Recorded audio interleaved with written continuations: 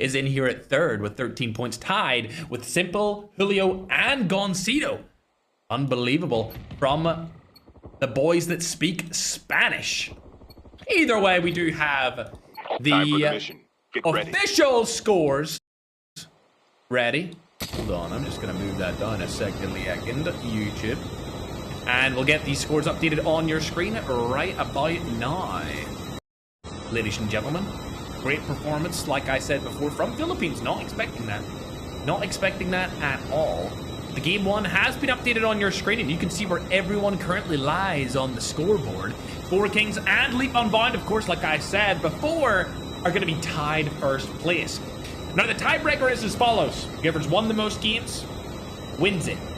If each team has the same amount of wins, the team with the most kills wins the tiebreaker. So far, Four Kings main, if it were to end like this, would get the #1 spot, and Leap, obviously, since they didn't win the game, would get the #2 spot. However, if they get the same amount of wins and they have the same amount of points, we judge it based off kills. Going down the list, you can see Enigma Legend in there at 23 points, actually getting third place. Hey man, I'm proud of these guys, bro. They're really unknown in the scene. I know they're going to be streaming right now. Everyone has to stream. That's one of the rules of playing in the finals of the tournament. So they're probably live right now, maybe on TikTok, maybe on YouTube. You might want to check them out if you're Latin American. Further down, you can see GNR Legacy, but don't let that distract you from the fact that there's a little bit of a fight going on here off the start of this game. Oh, the Latin Americans are going to be fighting the Filipinos once again. Wagner has a nice little spot here. He could have gotten an elimination with the Chickum there. Oh, Ninja comes through. He's going to go for the back angle. Bench in a difficult spot. JM right in front. He's going to get knocked. Lovely full kill comes through from Miroso Kid. Bench still alive, but he's going to get shot from the side here. Ooh, these Latin American players are coming down with a vengeance. Wagner being the last remaining teammate from team number 4. He's got to get out of there ASAP. I'd love to see what 4K Joker's going to do right now. Have they landed near that team again? They have. So Hypno, Sleuth, and Magma are still landing around 4K Joker, even though they got obliterated by them earlier today.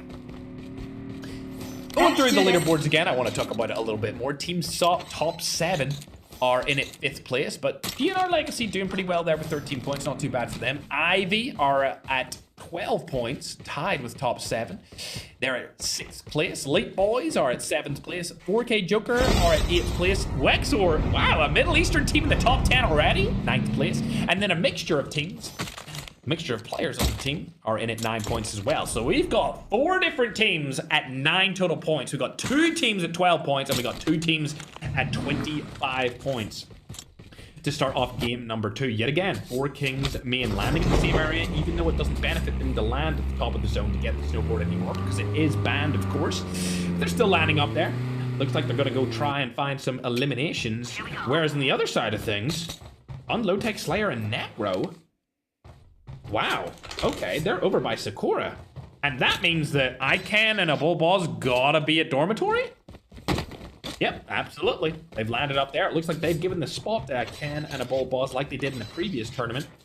I'm interested by that. I wonder, did they discuss that before the tournament started? Like maybe Ican and a Bullball's messaged Slayer and Low-Techs and were like, yo, we don't want to fight over this. Do you want to land somewhere else? Can we have it? I wonder what went down there in terms of communication to give Ican and a Bullball's dormitory, because I know Slayer and Low-Techs love to land there as well. So, I suppose on this tournament it doesn't matter as much because there's no snowboard in play. Here we go. But at least for the back-to-back tournaments, it was interesting to see how they gave it up. Let's pull up the map again and see if there's anyone around, anyone else here. Ooh, oh, that could be a big fight right there, ladies and gentlemen. We'll have to go down the list here, as they've spotted Rebar and the boys. Kaz is further up, so we'll check his POV. Actually using the same skin as the OG Rebar skin as well. Shots are going to go down on the engaging the enemy. Yes, he can. Oh my god, a double! Enemy Three off the bat! Oh, I didn't know a Kaza was built like this, ladies and gentlemen. That BT-50 really holding it down for him. Oh, dearie me! The Persians just got absolutely torn apart by the 4K Joker team. I mean, I thought they named themselves 4K Joker because they were the laughingstock of 4K, the worst team in 4K, but I mean, my god. Maybe they're called 4 Joker Because they're making the other teams in this competition look like a joke. Airdrop has been delivered. Easy squad wipe from the 4K team. Lovely jubbly. 4 kills confirmed from them at the start of this game. We're going to hop on over to FWF9. It's going to be a tough fight for him. He's not going to be able to win it. And oh, dearie me. That's not looking too good. They're going to get eliminated straight off the bat. And unfortunately, ladies and gentlemen, a team that I want to see win, a team that I want to see do great, is unfortunately out at the start of game number 2.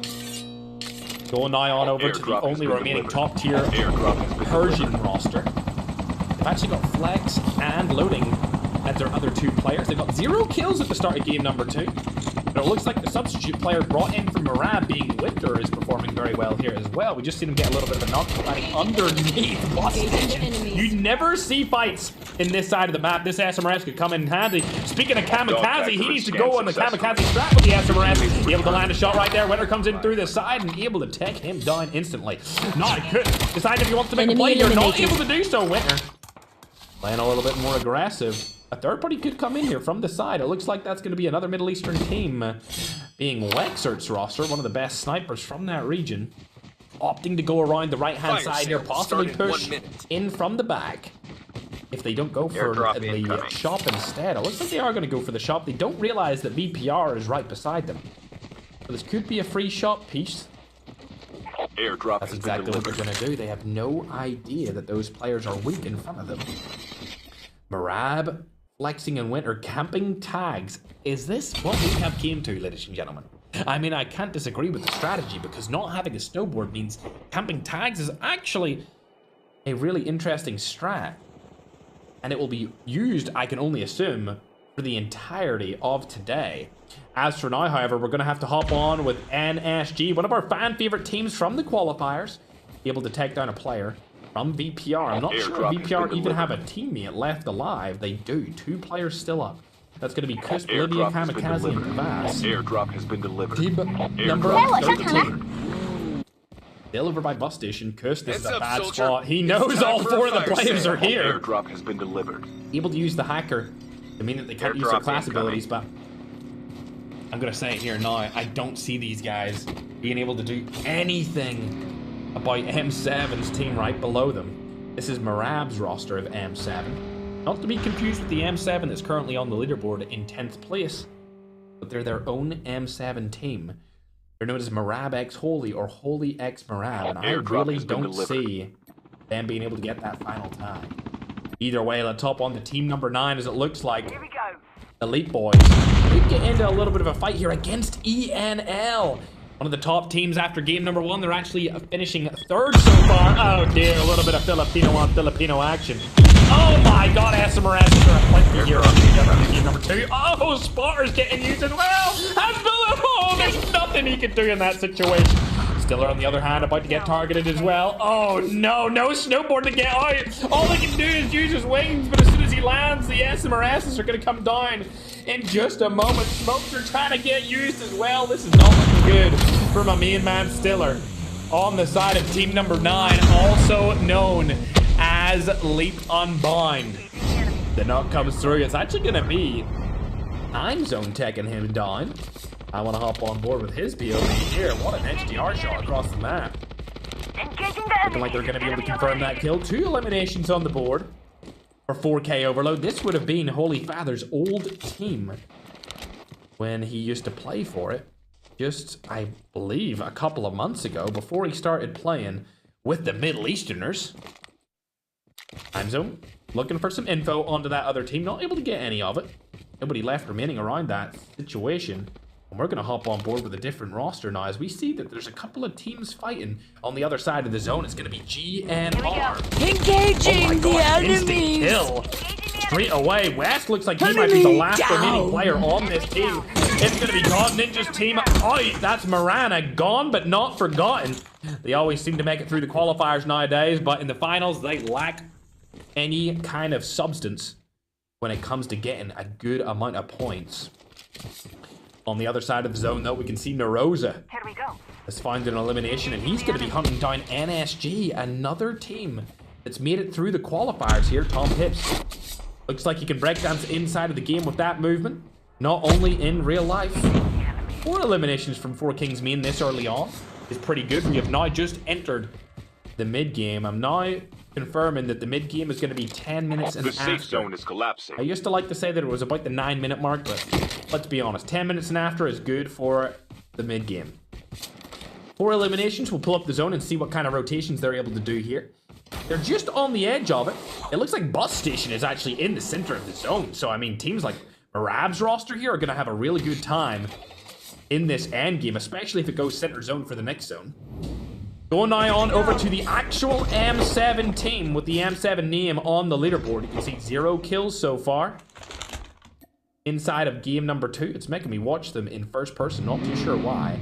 Team 18, they had a bad first game, and it looks like they're having a bad second game here. But not before Hypno is able to pick up a kill onto Black Cat. Enemy eliminated. From the old but gold roster that qualified through the qualification stage earlier this week.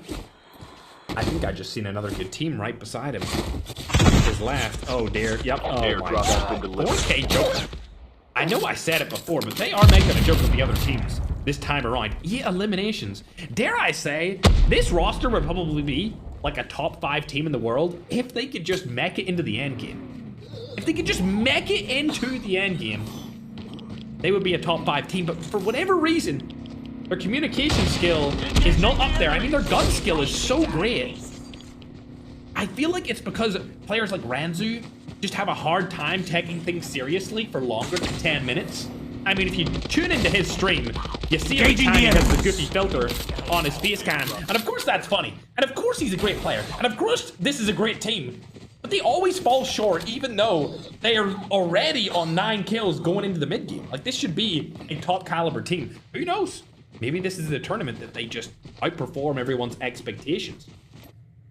Speaking of expectations, though, Slayer and Lowtech's last remaining duo on their roster, Fund and Necro, both have died early on. Not too sure who they were fighting against earlier, as Slayer falls outside of the zone. At this point, I mean, he's giving them a kill. DNR gonna get a freebie over onto the side of Slayer there. It actually really hurts me to see Slayer underperforming here, Airdrop as we've seen incoming. recently quite often. Flex and the Middle Easterners. 5 eliminations early on here. They're going to kill Topo here. Surely that is going to get exploded. Yes, it is. Engaging Topo the not getting enemies. shot from the sky. Oh my god, Flex! He did not need to do him like that. Wow. Wait, what the hell? Hold on a second. Where did Heimzone shoot this guy from? Enemy eliminated. I'm down. Huh?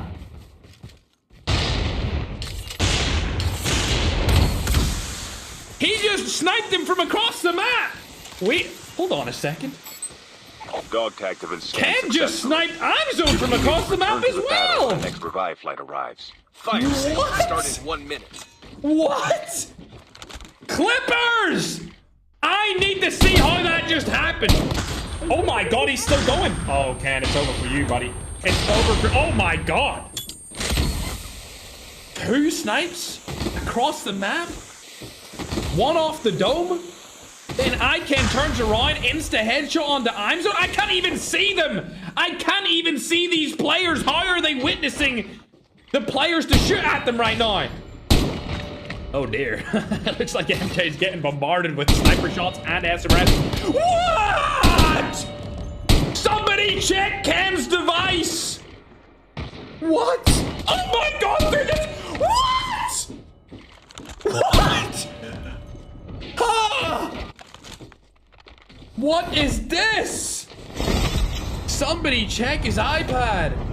Holy moly, ladies and gentlemen. Cam The safe zone is on an collapsing. unbelievable run here Airdrop with the incoming. DLQ. Oh my god. Snipes on snipes on snipes across the planet here. Or Ken. He was going to go for a little close range kill with the Hades, Airdrop has but been I delivered. don't think he knows MJ's right below him in there. He doesn't have any info for it right now. 6 eliminations on the board here for team number 6. Arguably one of the best teams in the world. A cross-regional team, might I add. They're based out of both the Middle East and Europe. They don't have a spot in the next zones just yet, but they have just been spotted, so it's not looking too good for them right now. I'd love to know why MJ is in there by himself.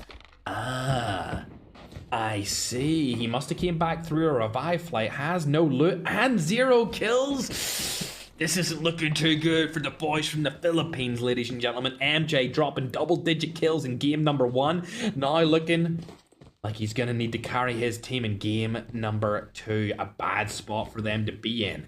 Going on over to Team 10 here. We can see Top Up, Rotex, Jakari, and Patata from Latin America. Oh, Lotex, please. You're the only European team inside of this finals. I need you to stay alive. I need you to stay alive. Lotex lead for another second. He's found his duo, known as Slayer. One of the most infamous griefers of all time in any of our tournaments. Back in 2024 and 2025, Slayer was known for taking teams down by himself. And now he might have to do it again as his teammates are dying to players like Matador. I say players like Matador, there aren't too many players as good as Matador, dare I say. One elimination from M7 here, team number 20. They haven't had a good start here. And it looks like Guh and the 4K main boys don't have a position in the center zone. There's still 14 teams alive in this end game. We're 16 minutes into the game now. As they're trying to rotate into the next zone. It's going to be a tough zone to play around, considering they need to rotate past that Middle Eastern / European team in just a moment. However, for now, I want to check out what Lotex is doing. He's getting snipes on Enemy the flex eliminated. here, able to get the kill confirmed as well. Do they have zone? They do, but it's a bad zone in the end game to have. And it's fairly open. They do have that divot to use, though. You can see that's a nice little divot. It will only be nice if the other teams don't have cluster bombs. I don't think they're going to be able to get spotted out of it, but if there's a cluster bomb in action or a couple of nades, they will get naded. Here. I'm just calling out everything before it happens. As soon as I said it, nades come through. That's their kryptonite here, ladies and gentlemen. There comes an SMRS from the high ground as well. That's going to be their ex-teammate loading. All of the players that you're seeing fighting each other have been on each other's teams before. Now they're going to see it over to see if they can get some kills galore. Up and now on over to the Filipino teams. You can see team number 3 here, Rami, Tokyo, and Imezone still alive for 4K overload. That's not a good spot for them to be in, however, as they are fairly open, and there still is that roster on tippity top of the windmill. That's going to be Goats from Latin America. These guys, obviously the most famous Latin American team of all time, featuring Magic. Looks like the 4K overload team is going to go in with the car. A double car setup would be quite nice here. Need to get out of it quick. Engaging the enemies. Okay, they got 2 cars in this end game zone. One of them's one shot. They can still use it as cover, which would be phenomenal. That's Lotex's car from earlier. 7 eliminations on the board. They have learned from their previous mistakes here. Love to see that from 4K overload. Would love to see them win game number 2 here, ladies and gentlemen.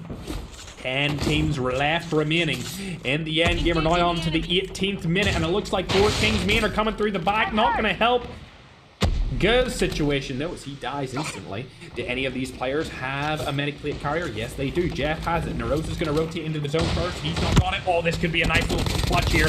Oh, my God! Neroz and Jeff team up for an absolute massacre. Unfortunately, Neroz is going to get wiped, but it doesn't matter. Jeff comes in with a retaliatory play, and now the duo are still in action. But keep in mind, Viper are over there beside them on that left-hand side, and it could be a tough rotation into the next zone for them.